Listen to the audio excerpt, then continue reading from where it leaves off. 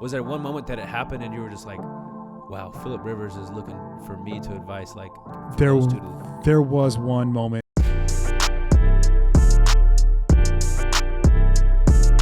I'm just kidding. You ready? Well, you just stop it. All right, Kenny, we're back. Yes. Welcome in. New studio, new table. New and improved. Custom Mr. Mediocre Woodworking. by Kenny Wiggins. Yeah. Custom built table. Mr. Mediocre. We got the V sign right here, Fresno State. Alpha Lit. Sponsored. Alpha Lit. Yeah, we'll get into the sponsors in a little bit. Welcome in. Off the Field podcast, 1 Degree. Talking about what's going on in our lives right now and to the future. We're going to take it back. We're going to take it back to how this podcast started, why we did it, or why I started it, and then when you came along, kind of like why we meshed so well, our stories a little bit. I don't think very many people know, like, our story and, like, career, like the roads, how many different teams, all that good stuff. So we're going to get into that today. I'm very excited. Yeah. It'll be cool to, like, do a little reset, a little refresh instead of a reset. No, exactly. Refresh. In the new room, new table, new setup. Gonna have a lot of good guests, some Zoom guests. Try to do the best we can with what we got because we're just having fun with this thing. Yeah. Like, it's awesome. So you get to hear our story, take it back to why this podcast started, what value we bring, what the listeners can look forward to, and ultimately, like, our DNA. Like, what is 1 Degree? What does it mean off the field? All that good stuff. Yeah. I mean, you're the catalyst of this whole thing. So, like, start it. How did it start? Like, what made you drive to do a podcast in the middle of COVID and try to make something out of this? Yeah, dude. Honestly, it just happened. Like, I remember listening to a lot of podcasts at the time because this was in 2020 when everything was shut down. Remember 2 weeks to flatten the curve, and all of a sudden it's like June, and I'm still like, season hasn't started. I don't have a job. I'm trying to figure stuff out. Everybody's trying to figure stuff out, right? It wasn't as stressful as a time when it was going on because everybody was in the same boat. Yeah. If it would happen right now and the world is still going about their business, it would be crazy stressful. Yep. But everybody was in the same boat, so it really wasn't that big a deal for me. So I enjoyed it because that was the first time I was home during the summer in, like, I think like 8 or 9 years since I started because the baseball season is during the summer. So being home, getting to go to the lake, I got to do a lot. Went to a lot of rope-ins and stuff like that. Got to do some ranching, all that fun stuff. So 2020 was a pretty good year for me because I got to do stuff, even though I didn't have a job, didn't have any money, And then one day I was just like, honestly, I'm like, I'm gonna start a podcast. I got better stuff to say than these people that I'm listening to, right? And no, that wasn't the case. But I was just like, what value can I bring to people and also let sports fans know the behind the scenes of sports, like what people do on and off the field, all the prep, all the game plan, because people would talk to me about baseball and they had no idea that we were there since noon for a 7:00 game, that we already threw a bullpen, that we already took BP, we already took in and out. We did that, and we did that yesterday. And we're gonna do that tomorrow. Nobody knows. They just think that you show up, just like you. You guys practice all week and then you play on Sunday, but they don't realize that you were in the film room watching film the night before the game and then leading up to the game. Like, you're doing a lot of things outside of the sport, which we get judged on and looked at for those 2 hours, 2, 3, 4 hours that the game's going on. But there's tons of prep work and practice and things that go into that little 3 or 4 minutes when it's your time to shine, that if you didn't do that, you wouldn't be able to shine. Yes, 100%. Type of a thing. That's like one of the biggest, like, misconceptions of sports in my eyes is, like, people don't really, like, realize what it takes and what, like, athletes go through. They just see us on Sundays or see you whenever you go out to pitch or whatever it is, and they're just like, oh, this is what they do. Like, Yeah. they have no idea what like our week looks like, or even how we're feeling, or all that kind of stuff. I heard one of the best analogies from it today. I was talking to one of my dad's good friends, big time farmer, awesome guy, and we were kind of talking about this with sports, and people don't understand that's even like big time, athletes, that's just still a regular person. Like, Oh, yeah. shit happens to them. Like, it's hard. And he said that, yeah, everybody sees that rose or that flower and you're attracted to that, but nobody sees the thorns. Mm-hmm. Nobody sees all that stuff because you're attracted to the big, beautiful flower. But then all those thorns and all that protection that flower had to go through in order to bloom, nobody sees that. That's cute. So this is kind of like, starting like, in the ground. Yep. Something has to grow. You got to feed it, and then it grows, and then it's got all these thorns. And then at the very last, now it hangs that fruit, Mm-hmm. or then that flower blooms. So it's kind of like everybody gets to see that flower, but nobody gets to really hear about the thorns because you don't see them. You can only hear about them because you can't see us going through. You can only hear our stories. Yeah, right? for sure. So that's kind of how it started, and then I just winged it. I was just like, I ain't got anything else to do. I was roping, hanging out with Tootie, traveling, going to the beach. What a weird time that was, though. Like, It was. I was dude. just coming off bicep surgery, just had a kid, and like, yeah, Case was born in January, and then we got locked down in like March. So it was like we had a brand new baby. I was in a What was that like for you guys with the brand new baby when everybody was just getting sick and you had was- no clue what was going on? It was a little scary, but it was awesome because we Because you just were home? stayed at home and did nothing, and like our baby was sleeping, and it was like, this is great. Like, don't have to worry about anybody. Like, we didn't see anybody. We didn't do anything. Like, we were just like, all right, we're just gonna hang out and just do our thing. Like, Yeah, that's how it was for me because everything indoor was closed, but everything you can do outdoor. Yeah. And, Yeah, traveling, going to the beach, like rodeo stuff. Like all the big rodeos were shut down, but I still got to go rope and ride horses and stuff. It was fun. I had to do rehab on my arm and had to like wear a mask inside Spock and everything. Like, Yeah.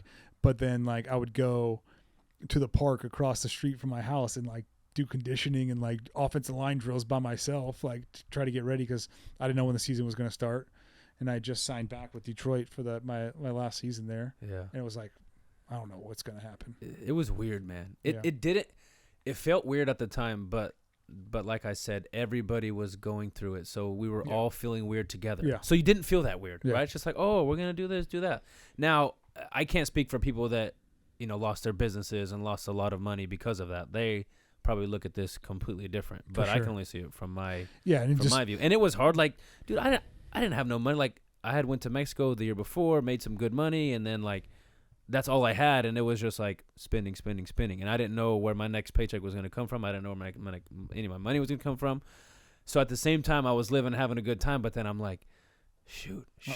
Like whenever I started thinking about what am I going to do for money, I didn't. And then that's when I actually started my my real estate courses too. Was during 2020 because I was like, I want to learn more about it because I love the investment side. I had started the investment side with doing deals.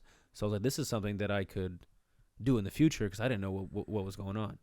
And then I went and played for a couple more years. But now here I am, doing the real estate thing again. And I love it and it's awesome. But all of this, my real estate career, this podcast, I feel like our friendship too, it all like started and bloomed in 2020. Yeah, for sure. And I remember following your podcast like in the beginning and you saying like, "Oh, I gotta have you on." And I said, "Yeah, no problem." And I remember walking into Tootie's dad's house and almost hitting your head on this. Yeah, I've hit my head multiple times on that, and I was like, "You're gonna want me to be your co-host." Yeah. And I remember saying that to you like before I even like went in there, and here we are. Yeah, and here we are, freaking dueling it for a lot of stuff. I feel like you and I have done a lot of things together, which it's like a friendship, but at the same time, like a certain mindset to where No doubt. I don't have to tell you to do anything. Like you just know that you're supposed to get it done, and the same thing. Yeah. You know what I mean? Like, and I feel like some friends probably can't do business together because they don't want to hurt that friendship. Yeah. But at the same time, it's like your big thing is like, do your job. Just do your job. I don't care what it is. I don't care about your excuses. And like, I feel the same. But at the same time, we can, joke around, have a good time. Like sure. our wives are friends. That's like a And I think that's bonus. one of the big things is it's you when you go back into the real world, when you're off the field, you lose that like camaraderie, right? You lose that like that banter with like the normal people, the NARPs, right? You lose that banter because you don't know how to offend them, or if you're going to offend them, or you don't want to step on toes or whatever it is.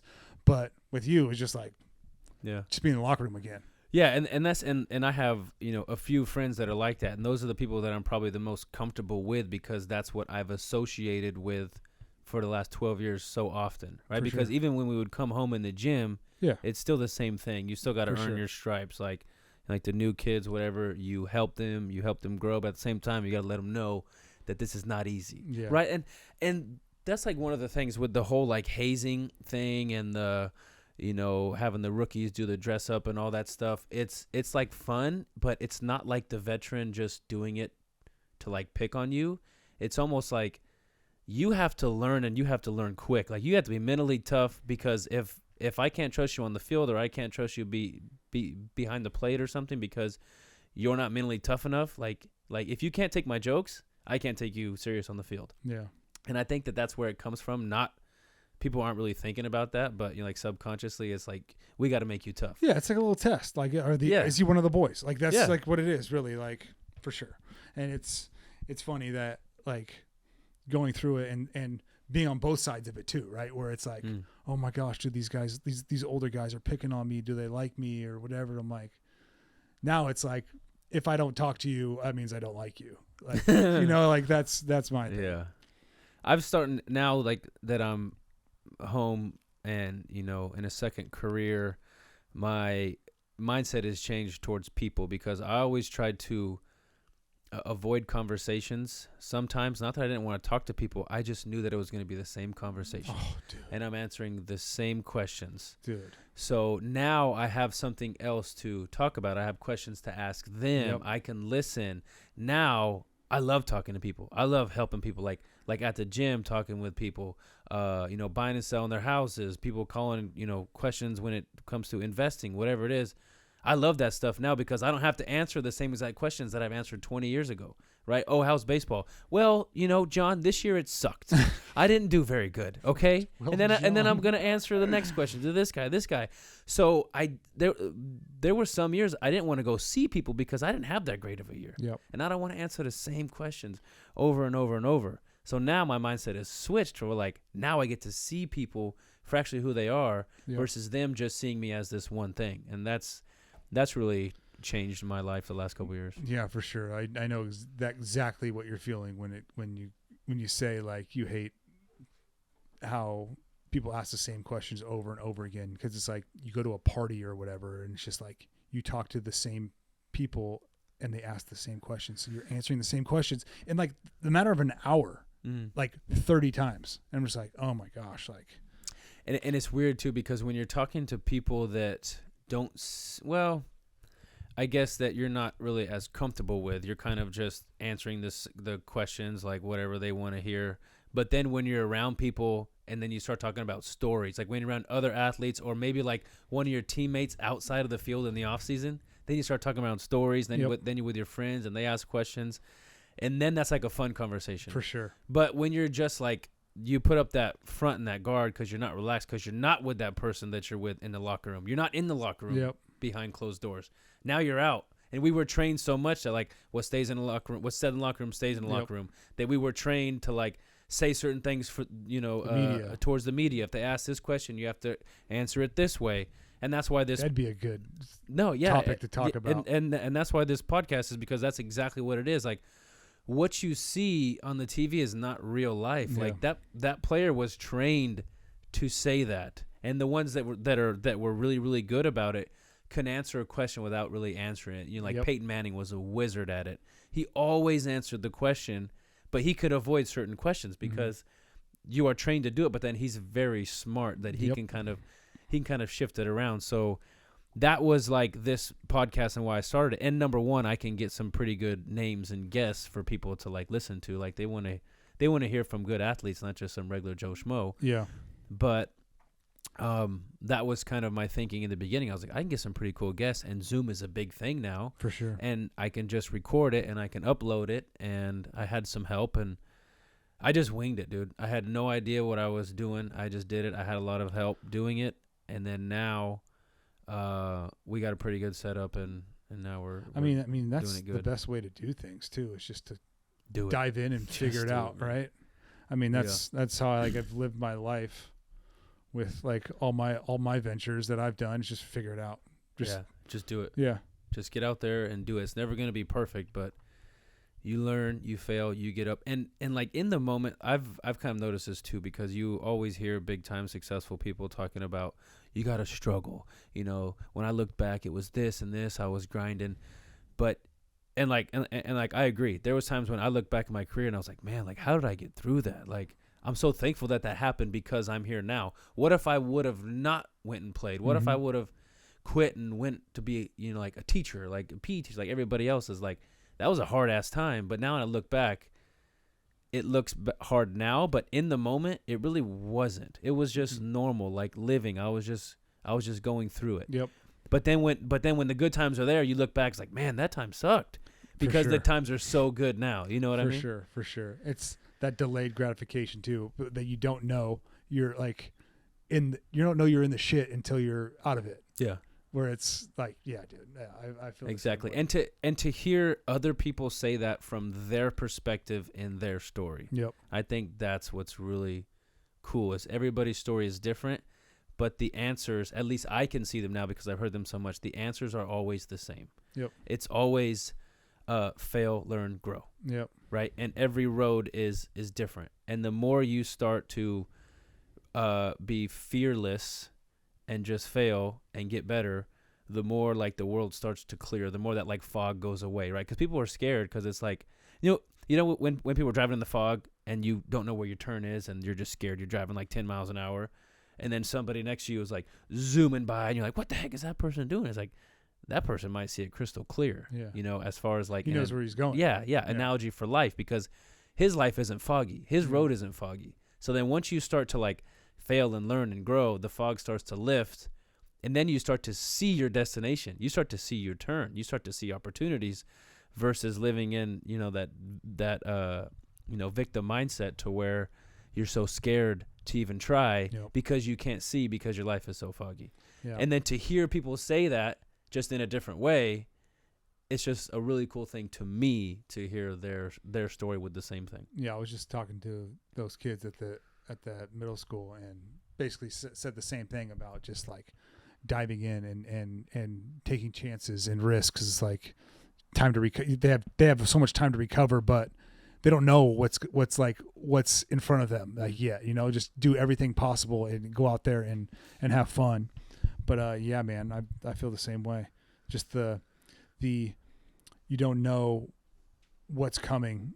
You have to be ready for what's coming too. Yeah. No, yeah, you have to be prepared, but then nothing's ever going to be perfect. No. And I always heard this before kids, right? Because I had 2 kids pretty quick, and neither of them were planned. I felt like I wasn't ready for either of them, but I have them, and they're both the biggest blessing in the world. And then when me and Tootie look back, we're like, our life is still not perfect to where we think that we would want to try to have kids. Yeah. You know, like if that didn't happen, we wouldn't have these 2 kids. There's never a perfect time. And then if you try to plan it and make it perfect, you kind of get left down, because it never like gets to your expectations. Yeah, plans like go out the window when you're like, I feel like every plan that I set in place, I'm just like, never works. There's always some deviation or some like different path that we have to go down, or you get let down because you thought it would be way better than it actually is. Yeah. It's life's crazy, man. Life's definitely a challenge to, and that's it, right? Like life. Yeah. Sports are a part of life, and I believe that sports are very important for a kid's development, to be able to socialize and to learn how to fail and get up and get better. For life, not just for that sport. Yeah. Right? Because you and I played sport for a long time, over a decade. When we look back over our life over a course of, a century or something, that was 10 to 12% of our life. It's a very small percentage, but that very small percentage helped set us up to overcome other things, right? You're doing all this training and trying to get better and winning and losing in a sport, but it's making you better in life. And then when I started to learn that later in my career, that's when I started to have more success. Yeah. Because I also focused on trying to get better for the sport. All I cared about was being good at baseball. Yeah. But then now I'm so thankful that I did, because I'm better at other things because of it. Yeah, for sure. Still, we're not good at anything, but nobody really is. Like, I'm just like mediocre at a lot of things. Like making podcast tables. One of the biggest saying is, people that are consistently good are the ones that are great. Yeah. The ones that are great every now and then, then this was for baseball. They're not in the league for very long. Yeah, that's the truth. And it's crazy. That was like one of my biggest things when I was playing, was like, I just want to walk into the building and everybody in the building know exactly what they're getting from me. Yeah, same person. It may not be the best or Hall of Fame or whatever, but they know exactly what is going to come through that door. They know exactly what's going to be in the huddle with them. Yeah. Like they know exactly what kind of person I'm going to be, what kind of attitude. If I'm hustling down the field one day, I'm doing it the next day, and I'm doing it every day until like, dude, it was just some crazy mindset that I had, that just, if I did one thing one day, I had to do it for the next day, and I couldn't change. And you feel like that's what you had to do to, stay in the league. Some people are super fast, super athletic. Some people are strong as, have a cannon for an arm. Some people are just smart, or they train. It's like everybody has to do what they have to do to be good. You had to just earn the trust of everybody, and that was like my big thing. Was like, just earn the trust. Like if I could go out there and Phillip Rivers trust me, or Matthew Stafford trust me, then like. Oh, that's the biggest thing, right? Yeah, the confidence. What does it feel like when you? Okay, how does it feel when you just said those names, Matthew Stafford, Phillip Rivers? How did it feel? Because both of those guys really trusted you. Phillip, you said this, that like in the film room, he would ask you how you felt about a certain protection or something. How did that make you feel? And then like that one moment, was there one moment that it happened and you were just like, wow, Phillip Rivers is looking for me to advise, like, I know that work is put in. Was there a moment like that? And then also, like, what was it like for those two? There was one moment in with Phillip.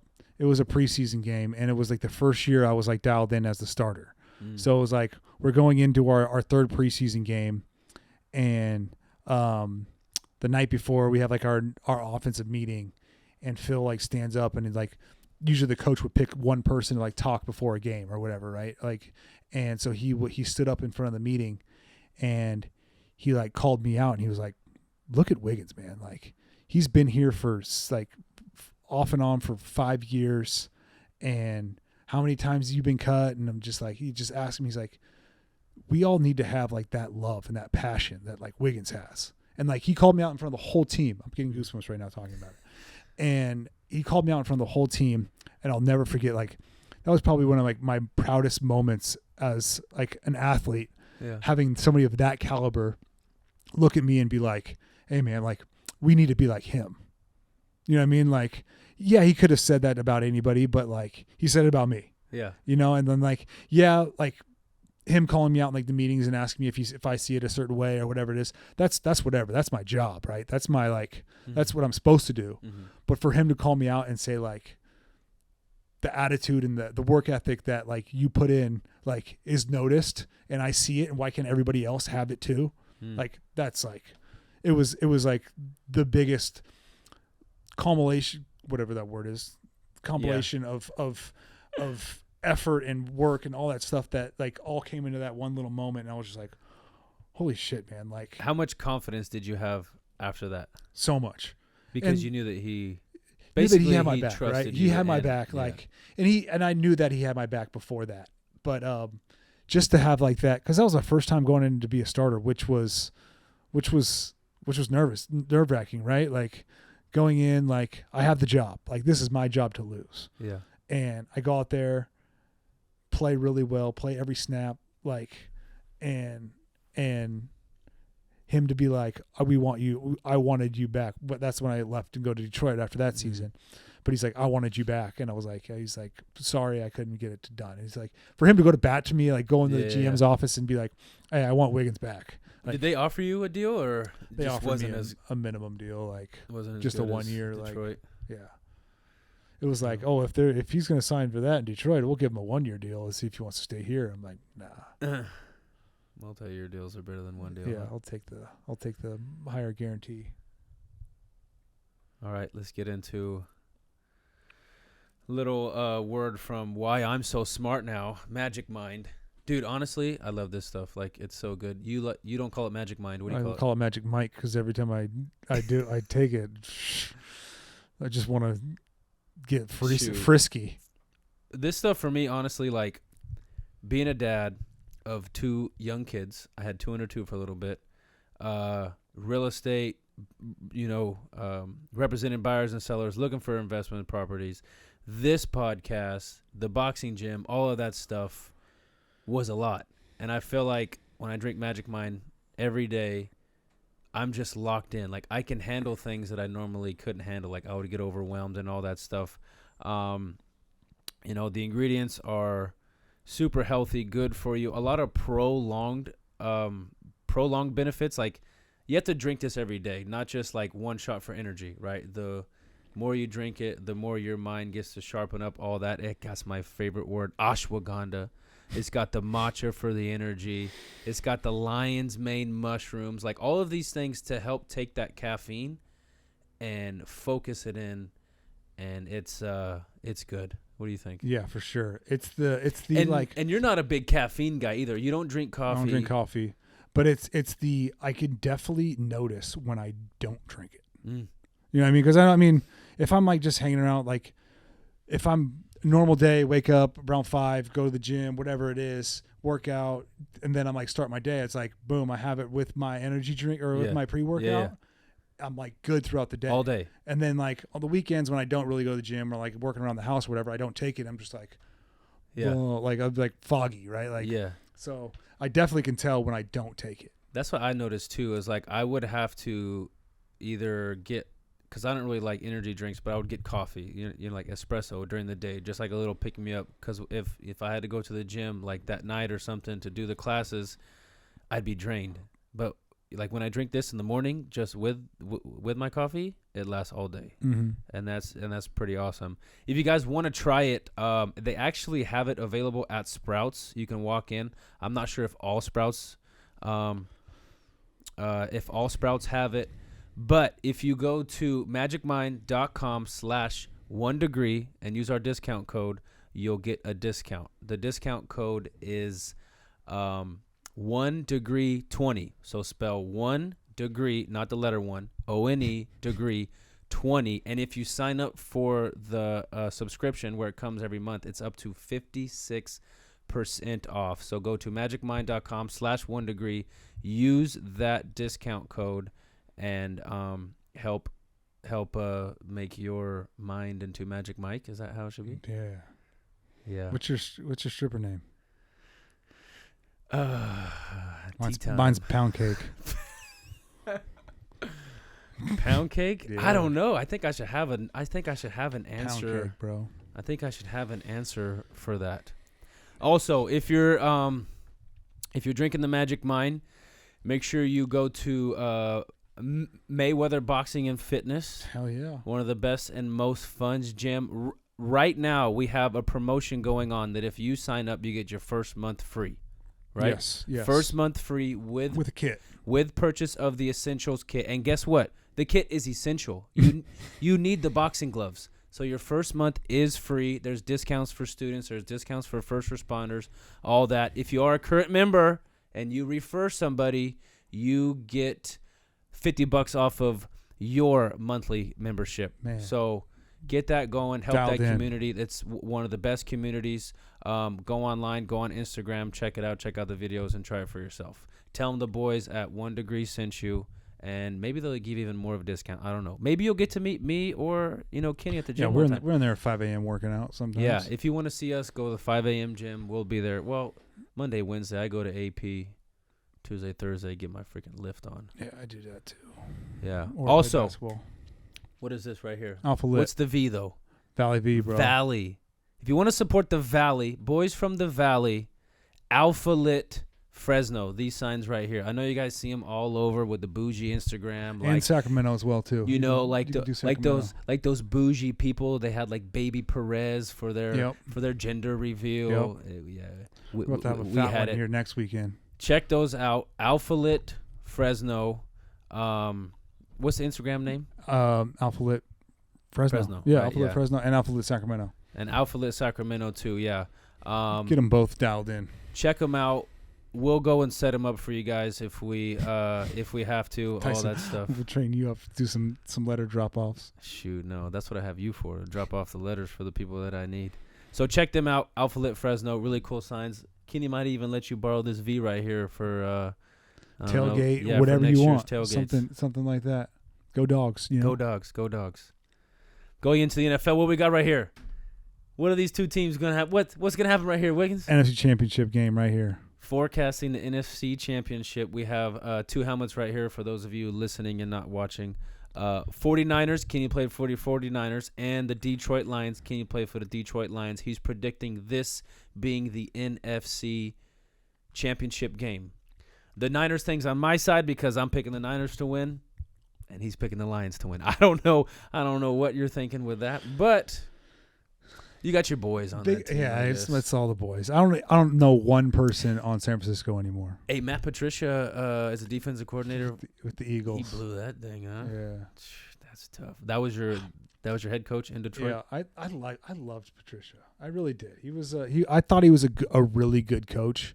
He just struggled to get guys to play for him, which is the hardest part. Yeah, you and I have talked about that a lot. It's almost like he tried to Belichick it too much. Yeah, I mean, is that kind of a thing? But like, okay, so say you go to whatever, you're in a team. You're on a team that just like wins in baseball, right? You're just on a team that wins. Yeah. And you go somewhere else. Don't you try to implement it? Yeah, but I mean, if you're not the one implementing it, and it's not your style, and it doesn't match with your. But he was there for 20 years. He was like not 20 years, but he was there for like a long time. So how is it not his style? You know, like I get it. It just didn't work, and I feel bad for the guy because I think he's a really good dude and a good coach. Good coach, yeah. And I think he'll get another shot if he has. I don't know about a head. If he has a really good defense again, he might get another shot. Yeah, dude. Because the Lions, like, I don't know. How much better does it make the new current head coach look for the Lions now? Because they couldn't win for 30 years. Yeah, for sure. You know? And again, it's getting the dudes to play for you, right? Like, yeah. And being successful. Because if you can tell the guys to do something and it not work, then they're like, this isn't working. You have the most talented team in the world that's not going to win. Just look at the Dallas Cowboys. Like, that's tough. They got their break speed off them. It doesn't surprise me. But the two kind of surprising teams, not really surprising, but most impressive teams, Lions and the Packers. Packers being the youngest team to ever win a playoff game. Yeah. Their future's looking bright without Aaron Rodgers. Yeah. That's how they do it, man. Like, they have the formula where it's like we have a Hall of Fame quarterback on our roster. We draft, with 2 or 3 years left, we draft a first-round quarterback. And we let him kind of learn underneath him, watch him a little bit, and then let our Hall of Fame quarterback have a pretty good year and then trade him. And trade him somewhere else. Jordan Love he's pretty good. He's solid, right? He does some Stafford-like stuff. You and I have talked about this, that Stafford was the first one doing the no-look pass with the arm and stuff. Like, Patrick Mahomes got all this praise for it. Stafford's been doing that for years. And he did it in the game against the Lions on Sunday. That no-look pass was smooth. He's so cool. Way better than Patrick Mahomes, dude. The best one ever was when we were at Oakland. He threw one in the back of the end zone to Marvin Jones, and it was unbelievable. I was like, because I'm out there blocking, I can't see him throw a no-look pass. I just see a touchdown, right? Yeah.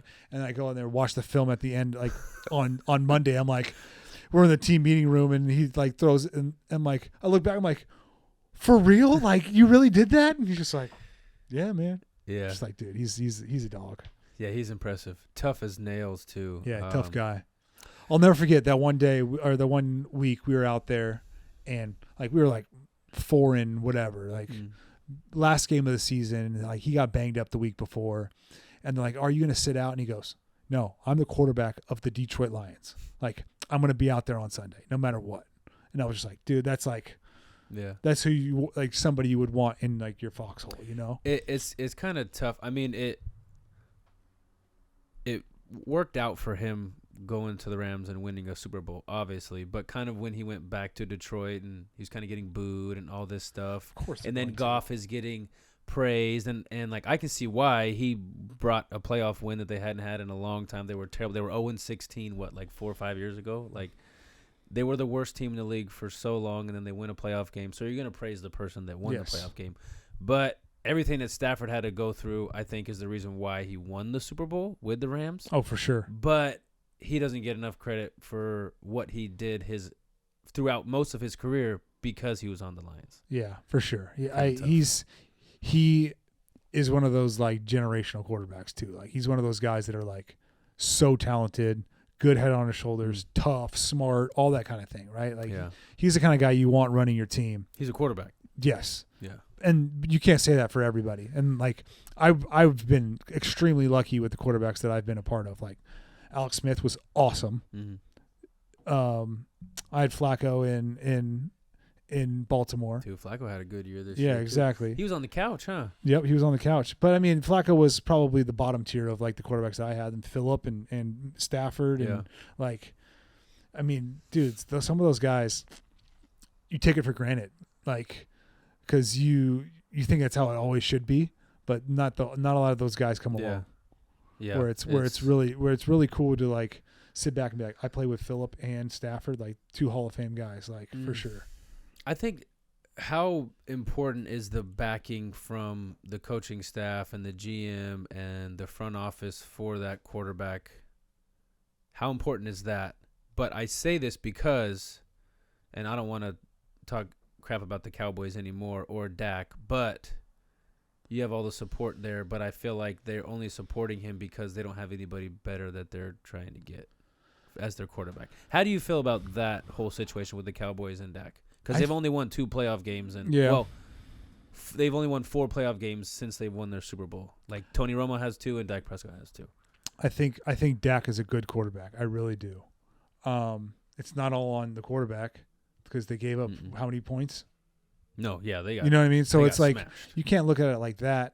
Dude, the NFL is so crazy that any given week, like we were talking about Dak as the MVP like not too long ago, and now they're like, oh, Dak's done, or Dak's like, come on, bro, like. Well, yeah, you're not judged on what you did before. You're judged on right now. Yeah. Like, and that's you can have a terrible season, barely making it to the playoffs, and win a Super Bowl, and you're the king. Just look at Brady. Just look at Brady. Yeah, exactly. Like, so, man, I don't know. I think Dak is a good quarterback. I think he's top tier, but you just never know. I think it's just the pressure of the Cowboys. Bro. I don't really know. I don't really care who it is. It's the pressure of the Cowboys. Like, you have the owner just around you all the time, like telling you what to do, telling head coaches like in the meetings. Like, it's the only sports team there is where the owner runs the team, like the players and that. Like, the owners run the facility and everything like that, but they have presidents for that. They have GMs, and when you have Jerry Jones doing it all, I feel like it's just you have that person always looking over your shoulder, always judging you. For sure. Nobody can ever coach 100% confidently. Nobody can really ever play confidently. Not that they might say it like, oh, no, that has nothing to do with it, confident. But, like, it is. Like, let's just say what it is. Yeah. Yeah, I mean, I've seen it a little bit with the Chargers. The Spanoses are kind of involved. But not to that extent. But they're not signing people or cutting people. Like, they're not doing the signing or cutting, but they have a say in who they want, which every owner does. Yeah. Owner of the Dallas Mavericks, he's got a lot of say in bringing people and trading and all that stuff. But I mean, they've also won a championship, so he can say that it works. Yeah, for sure. And they have some pretty good players on their team too. Yeah, Lucas nasty. He's so good. I got his shoes. I've been wearing them into the gym when I'm boxing. The Lucas. I need some. I blew my Jordans out Yeah. last week. I need some new basketball shoes. Izzy, put the timer up. Okay, we're good. Talk us about your story a little bit briefly. Going to Fresno State practice squad, eventually signing a multi-year, multi-million-dollar deal in the NFL, playing for all these great quarterbacks. What did you learn from that experience that helps you now? And what is something that people don't know and probably would never know if I didn't ask you right now, based on your career? Kind of like a little mini timeline and something that you learned from that nobody would know unless you told them. Because again, like, this is off the field. This is not on the camera. This is something that is like shaped you into the man that you are, the father you are, the business owner you are. Yeah. So, I mean, from leaving Fresno State, I was signed with the 49ers. It was the lockout year, so I didn't have any off-season stuff with like OTAs or anything. You had just had surgery. Had surgery, so I didn't have a pro day, didn't have a combine, didn't have any all-star games. All my buddies are training for the combine. I'm sitting there rehabbing my shoulder. Can't run, can't do anything like that. So signed with the 49ers. Next day, I drive to Santa Clara, and day after that, it's day one of training camp. So it's like, I didn't know what was going on. I didn't know like what to do, what the playbook, all that kind of stuff. It was just insane. Got cut. Was home for a little bit. Went and played the UFL, which is the developmental league, for like 2 weeks. Then the league folded, and then I went to Baltimore, and then back to San Francisco. This all the time, all on practice squad. Like never sniffed the roster. And the practice squad was a lot different back then than Very it is different, now. yeah. Just like the minor leagues is a lot different now than it was when you were playing. Now it's 16 people are on the practice squad, and 2 of those people can be veterans. Which is more than 3 years? Yeah, which is more than 3 years. And you can go on the squad, you can back off. Yes. Before you got signed, and then if you got taken off, you got released and put on waivers. You couldn't go back on practice squad. No. So most of the time you were on practice squad, you stayed on practice squad unless something happened. Unless somebody got hurt or like somebody went to IR or whatever. And that was the hardest part, because back then there was only 8 people on practice squad total. So like now there's double, and there's veterans now. Like, because you can only be on practice squad for 3 years? 3 years. Or was it? Yeah, it was 3 years. So my first year was Baltimore practice squad. Second year was San Francisco practice squad. Third year, got cut out of camp in San Francisco again, and then I went to San Diego on their practice squad, and then I got elevated up and down a few times from the Chargers, and then year 4 cut. I was home the entire year. Didn't have any practice squad eligibility. They signed me back week 17. And so I was there for 1 week, and then 15, I got cut again out of camp, and then came back week 2, and then started 10 games that year. And then 2016 was the first year. So this is year 6 of the NFL. 2016 was the first year I didn't get cut out of camp. And so 17 I was a starter. And then 18, 19 was Detroit, or 18, 19, 20 was Detroit. And then halfway through my time at Detroit, or my last year in Detroit, got released and picked up in New York for the remainder of that season. And then had one more training camp with the Giants, and then kind of phone stopped ringing. So kind of had to call it quits. But I mean, through all that time, like through all those like ups and downs, like it was never the feeling of like I wasn't like good enough, right? It was never the feeling that like I didn't have what it takes to be there, because I had belief in myself, right? I didn't have the confidence of like going out there and saying like I am the guy, I am like the person that's going to walk into the building and be your game changer, right? Mm-hmm. I had belief that I had the talent and like the drive and all that stuff to be a player, right? and I just needed the right time, and I forced myself to stay ready, right? I forced myself to be ready for when those opportunity comes, because they aren't nice. They don't tell you when they're going to happen. Opportunity is the biggest, like, hide and seek person that, like, it's hiding in little corners, and you never know when it's going to pop out and strike, right? So you always have to be ready, and that's kind of how I went about it. And now, like, looking back on that time, I'm like, man, like, those times sucked. Like 2014, when I was home the entire year, first year of marriage, my wife's still working. Like, I like send her off to work and be like, hey, I'm just gonna go work out and hope for my phone rings. And she knew she hated it, but like she knew that's like how I had to do. I knew what I had to do, and she's like the biggest one that said, hey, like, you're gonna see this through, because I don't want you to regret it later in life. Because if I were to be like, no, you got to get a job, and you took 1 second off of your mind of football, and then that was it, you would have some sort of resentment towards me. And I never would have, but like that's what she thought. But what like a like crystal ball basically she had in her head, right, where she's like, if this doesn't go through the way it, like we want it to, or whatever we want it to, and I tell him to do something, it's going to be like I ruined his career, and I can't have that on my conscience. And so I was like, man, like I never would have thought that or whatever, but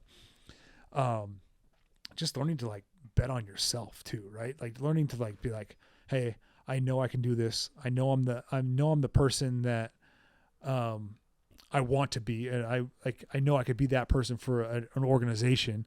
I just have to be in the right place at the right time, and when that time comes, I have to like go for it. Mm-hmm. And it worked out. Well, and you knew, like, you're honest about it. You're 6'7", 320 pounds, strong as an ox. Like, you had the ability to do it. You just hadn't got the opportunity yet, right? Yeah. It wasn't like you were 5'10", 250, still living the dream that had it. Like, it was possible for you. Yeah, for sure. Like, and you weren't that far off. You just needed, I guess, like in your case now, when you're looking back, you just needed to keep working, keep getting better, and and just always stay ready. And that was the one thing too, is I felt like I never peaked until like later in my career. Like those early years, like I felt like I was like, dude, I can get so much better. Mm-hmm. Like I can, like there's so much room for growth for like me, like, and I saw gradually getting better, and I was like, this is like, so it's not like I'm staying the same, because that's when people get cut and are done, because when they stay the exact same, right? If you're not getting better, you're getting worse. Exactly. If you're staying the same, you're getting worse because everybody else is getting better. And that's the thing. Like even from like when I was like in high school or whatever, I never won a Lineman of the Year award ever at any level of football. And you liked basketball a lot better. Basketball. I mean, I was all league. Had scholarships offer. I got like whatever. Basketball was like my favorite sport, still is. And but yeah, man, football was a different beast when it came to that, because I fell in love with it a different way rather than basketball, because basketball was I'm in the spotlight and I have a little bit of the shine, right? Like I'm the one scoring the points. I'm the one getting the buckets. Like the game's on the line, they're giving me the ball and I'm gonna score. Football was not like that. Yeah, because right? linemen don't score. Linemen don't touch the ball. Linemen don't do anything. All they do is they work. Like all they do is they put their hand in the dirt and they just grind, right? Like they don't do anything else. They don't touch the ball. Like they're not on camera unless they get a holding call. Like that's the truth. That's the worst thing about the NFL, and it happens every single time. After I say this, you will watch a football game and you will now see a flag. You see holding. It goes to the referee. He goes holding.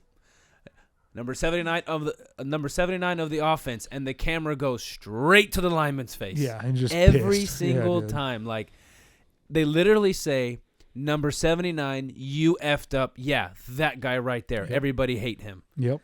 No doubt. And you don't get any praise. Like, Never. make a good block. It wasn't like that guy right there. Did you see is that? The reason why it happened. Did you make the No. best block of your life and it scores a touchdown? Did you see that run by the running back? Like, yeah, all right, cool, Yeah. bro. Yeah, no, that happened. I'm over here getting choked out, like, and Stafford throws a touchdown pass, and I'm You like, got your fingers crooked because it's stuck in the pads of the defender, and you're just like, okay, I'll pop it back in. yeah. It's just that's just the nature of the beast, man. Talk about a little bit your first start, running out of the tunnel. The emotions, everything that you dealt with in the past. What was going on in your mind when they announced you and you ran out? Do you remember all of it? Can you remember it like it was yesterday? Dude, I Talk remember a little bit about that experience. I remember it all, dude. It was a Sunday, like it was an afternoon game in San Diego, and it was against the Browns, and it was one of the coolest experiences that's like ever happened to me in the standing in the tunnel, because I started at right guard, and standing in the tunnel and hearing my name called over an NFL like sound system saying starting at right guard from Fresno State, Kenny Wiggins, and it's just like I'm like shaking, running out of the tunnel. Fireworks are going off, smoke's going off, like, and it's just like everything that like you work for, everything that you've like, all the shit that you did, like all the workouts, the runs that you didn't want to do, all that kind of stuff. It just all made sense at that time, like. And then it's like that national anthem goes off, and then you're just shitting yourself. You're like, oh my gosh, am I ready? Like, am I ready? Like, am I going to make a fool of myself? Am I going to embarrass everybody that I know? Yeah. Am I going to go? Your mind starts to play tricks on you. Like, did I prepare enough? Yep. Did I do enough in the weight room? Is my body ready to play a full game? Which I haven't played a full game. What if this happens? What if this happens? Yeah. What if? And then you go out there, you get that play call, you get that first snap, and then it's ball. It's what you've done your entire life, right? You go out there, and it's all it is. You're just playing against somebody in a different jersey, and it was one of the coolest feelings ever. We ended up winning the game, like got a game ball from it, like it was cool, man. It was a really fun experience to get my name called out there. And then it was like the next home game was a Monday night game against the Steelers, and I got when you picked up Rob Golden and slammed him on the ground. Yes, it is. But sorry, Rob. Yes, but that was a fun one too, because it was Monday night and everybody's watching. You know, like, man, dude, it's weird to think about what you do it for, right? Like, there's so many different levels of it, right? You do it for yourself, you do it for your family. You do it for like your old teammates that never got the opportunity to do it. Like, you do it for your friends from back home. Like, all this stuff's running through your mind, and you do it for your future kids that I didn't have at the time. Like, right? Like, I was like, that's what I always would think about before games was the way I play today will be the legacy that I leave for my kids. Like, before they were even born. Right, like Case saw me play a preseason game, and that was it. Like, they didn't even see me play, but that's what I would think about. Like, am I going to make my family proud? Because that was one of the biggest things about when I was like growing up. Like, the Wiggins name wasn't great, you know. Like, it wasn't great, and like I took it kind of on myself to try to change that, right? To try to like. To try to change that legacy of my name and for my kids to be proud to be a Wiggins, right? That's a whole another episode, right? Yeah, there, for sure. Because nobody, and like that's the thing that nobody understands too. Even people that get you and have known you, even your family. I feel like I know a decent amount about you. Like, you've probably told me things that you wouldn't tell certain friends, or you've probably only told Jen or whatever, to where like I understand you and you understand me more than the average person. And then for you, and so me sitting right here, when you said the Wiggins name wasn't a good name, like the viewers and listeners, they probably don't know what you're talking about. For sure. Like, I get it, and that was a really cool moment for me. And so then now I'm kind of looking back on how cool of a moment it was for you. For sure. Because To hear my name over the to loudspeaker. hear that Wiggins, that name, that's cool, man. Yeah. That's cool. It's definitely one of those like life fulfilling moments.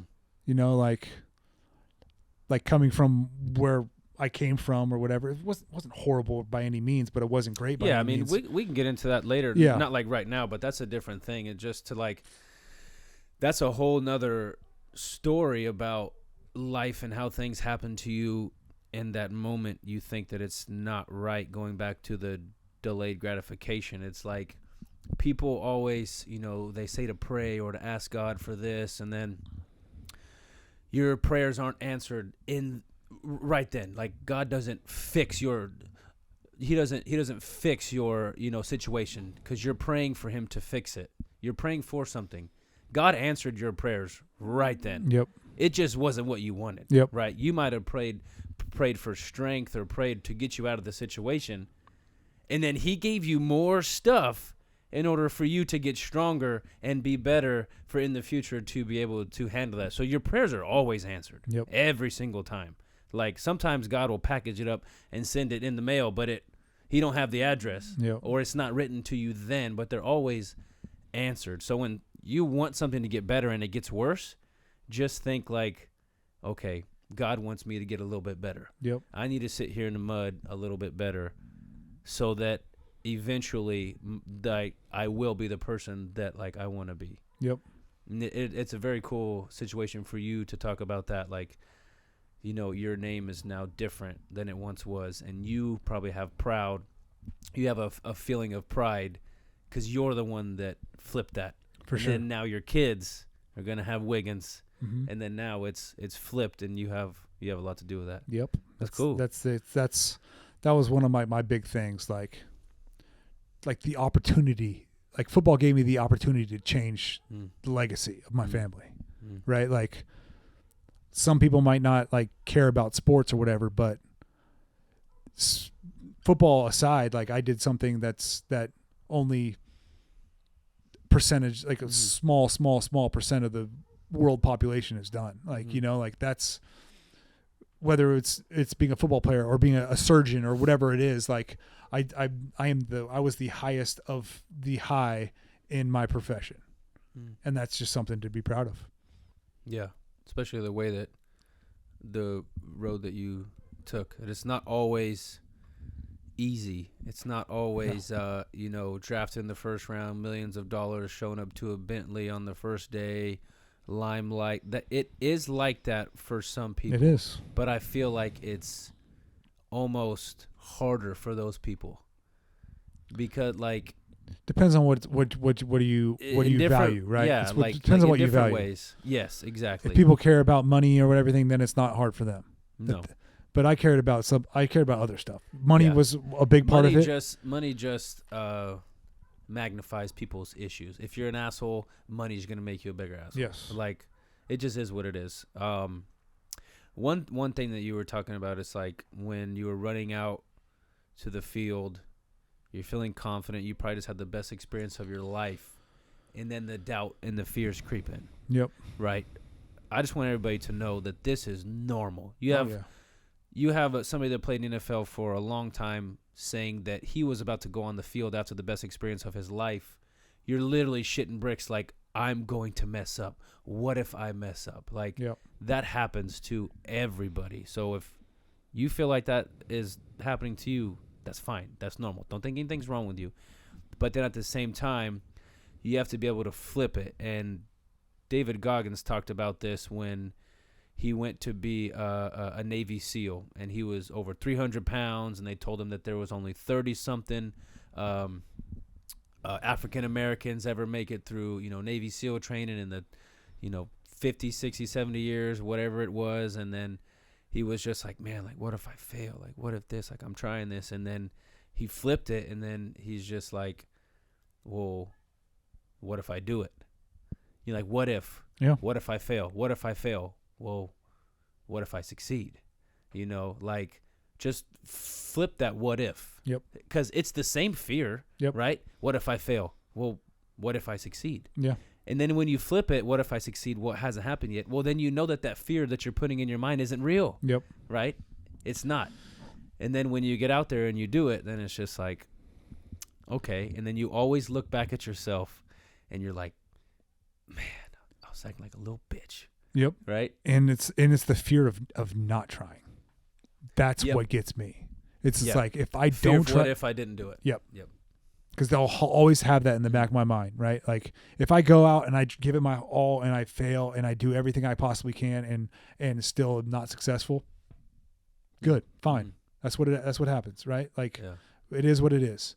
But if I go out there and not try it and be like, ooh, what if I would have done that? Yeah. And you're the main thing is, and you're a living example of you only fail if you quit. Yep. Like, you could have quit when you got cut and all that stuff, then you would have failed. But if you keep plugging along and whatever it is, maybe sports doesn't work out, but you go into something else and you succeed. The only time that you would have failed is if you would have just stopped and given up on a dream that you actually have. Sports isn't for everybody. So I can't say that if you just work super hard, you're going to make it to the highest level in your sport. There's just things that are out of your control, and it's just tough to say. I believe that anybody can do it, but there's things that just have to happen for you. You have to be over 300 pounds athletic and can run to block in the NFL. That's just, if you were 5'2", you're not going to be an offensive lineman. No. It's just, there's just things that you have to be born with in order to succeed in a specific sport. For sure. But there's people that are very, very successful in a specific sport that aren't necessarily successful in life or have a happy life or joyful or kids or anything. Yep. Like, sports isn't the end all be all. Yeah, for sure. And that's one thing where it's just like, it's not about sports. It's about how you act or how you treat life, right? It's how you treat life. Sports was just our catalyst, right? It was just like how we shined and how we did. We find what that thing is that you shine with. Yeah. Right? Like, find that passion that you have Exactly. for whatever it is. Like, literally just got done telling these kids like that I was talking to, like, your passion is doesn't have to be sports. Some kid was like, I want to be a chef. And I was like, awesome, bro. That's awesome. I will be the first person to come in and buy a plate from you. Like, let me know. Like, and so like, that was a cool thing. I'm like, what are you doing to like seek that out? Like, you say you want to be a chef. Like, what are you doing? Are you watching videos on YouTube? Are you taking cooking classes? Are you cooking? Are you trying? Yeah. Are you trying different things? Yeah, exactly. Like, yeah. Are you like, what do you like to cook? What do you Get like out do there at home? and do it. And he was just like, he started going through and I was like, I can tell he's passionate about it. I can tell he likes it. So it's like, all right, man, like, I'm excited to see you like 10 years down the road, like, what's going to happen. Legit. Awesome. Good job, Kenny. Thanks. That was good. We'll get into my stuff. Yeah. We'll get into my story next time. Kenny's got some good questions. Sorry, I get long. Talk about my road. No, this was perfect. I didn't expect us both to get through. Oh, gotcha. Stories. Just a little bit of insight of what's to come. Hearing, guests, whether it's live, via Zoom, things that you don't see on TV or on their Instagram or even like on their story, what it took for them to get there. And even like dumb stuff, like, what's your favorite restaurant? What do you do outside of sports? Because sometimes people think that you're just a machine, Eagles players and Cowboys players right now, all of their fans hate their stinking guts. Oh, hate it's them. tough. Like, and they're just humans that have to go and do go home and be dads and like go home and be dads, and they're probably like frustrated and hurt, and they feel worse than the fans do. Trust me. But they feel even better when they go home and they're just with their family, with their loved ones, and just living a normal life. So that's what we're gonna try to bring that to you guys, provide you as much value as possible, entertainment, funny stories, whatever we can do, we're going to do.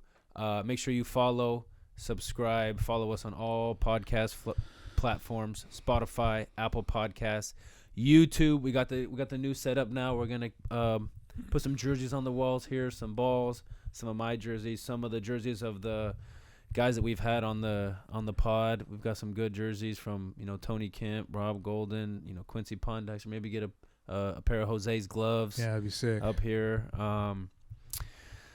So that's it for today. Appreciate you guys listening. Make sure you follow us on Instagram. Hit that subscribe button because it helps push the podcast to you guys when they come out. So Apple Podcasts, Spotify, all that good stuff. Niners are going to beat the Lions, but first they got to get through the Packers, so they're going to smack them up. Lions are going to lose. Niners in the Super Bowl. Niners are going to whoop the Ravens in the Super Bowl rematch. Again? Rematch, right? Rematch. Didn't they play? They play. Yeah, that was when the lights turned off. That's when I was. Anyways, we're about to turn off the lights right here. Izzy, hit us with that theme music. Dun, We dun, out. dun, dun.